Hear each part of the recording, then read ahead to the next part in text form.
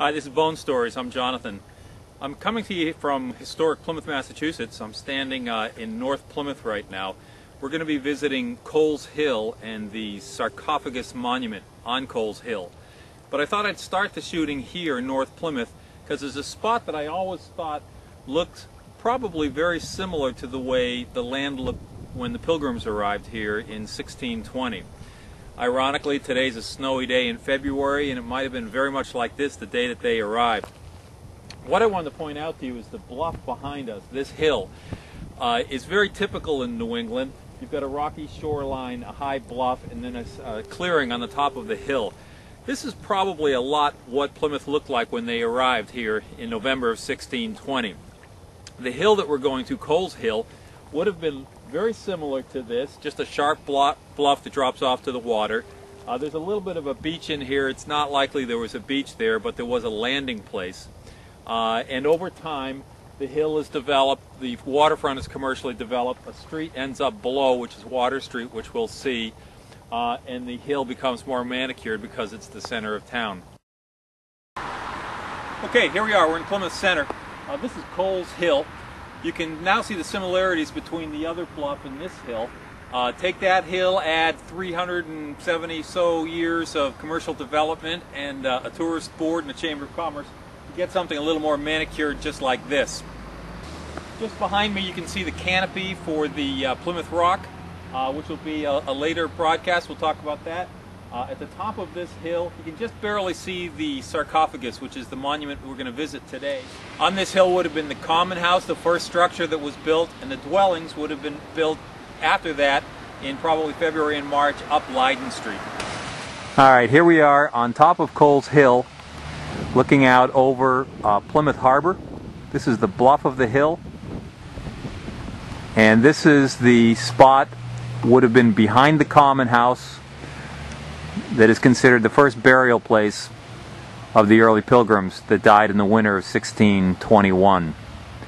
This monument before us is the sarcophagus.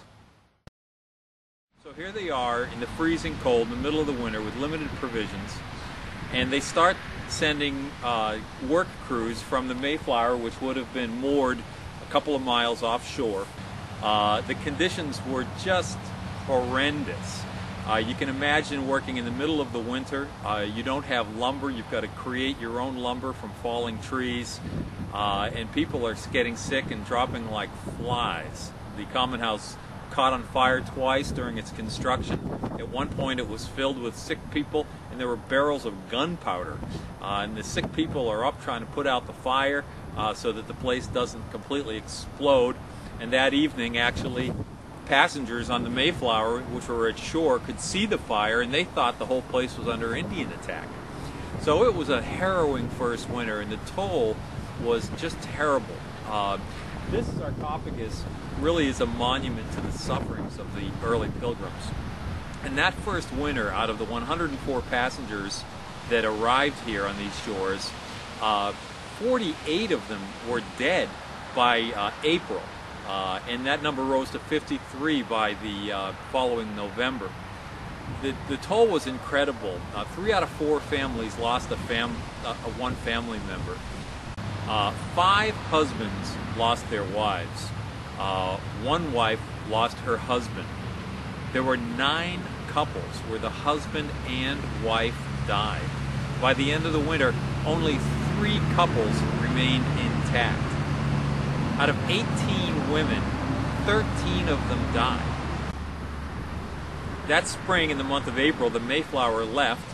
1 week after the Mayflower left, the governor, Governor Carver, the leader, their head, was working in the field, planting crops, had a tremendous pain in his head, and within 2 days he was dead and also buried here.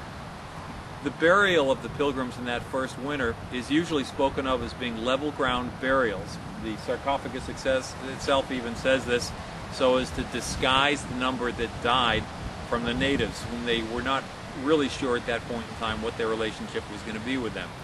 Some speculate also that there were sea burials.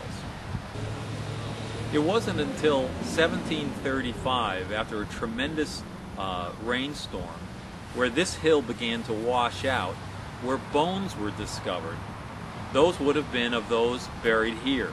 This was only used for a few years as a burial ground, and the bones discovered would have been those of the earlier settlers. In those bones would have been Governor Carver. Miles Standish's wife also was buried up here. The bones were kept, and in 1875, Plymouth Rock was brought from a spot in town down here to the waterfront, and a canopy was built for it.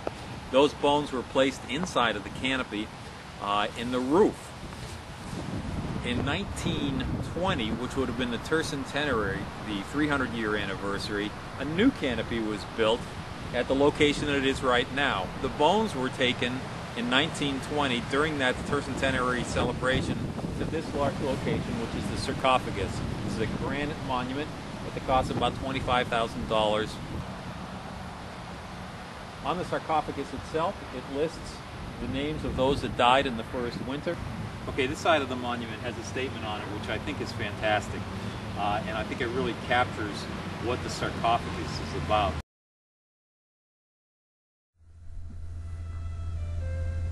Here, under cover of darkness, the fast-dwindling company laid their dead, leveling the earth above them lest the Indians should learn how many were in their graves.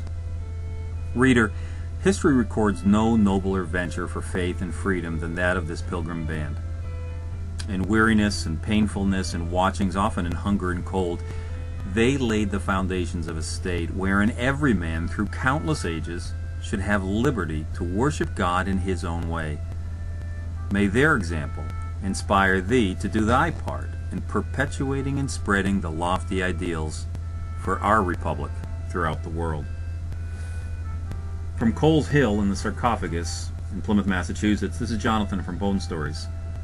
Thanks for watching.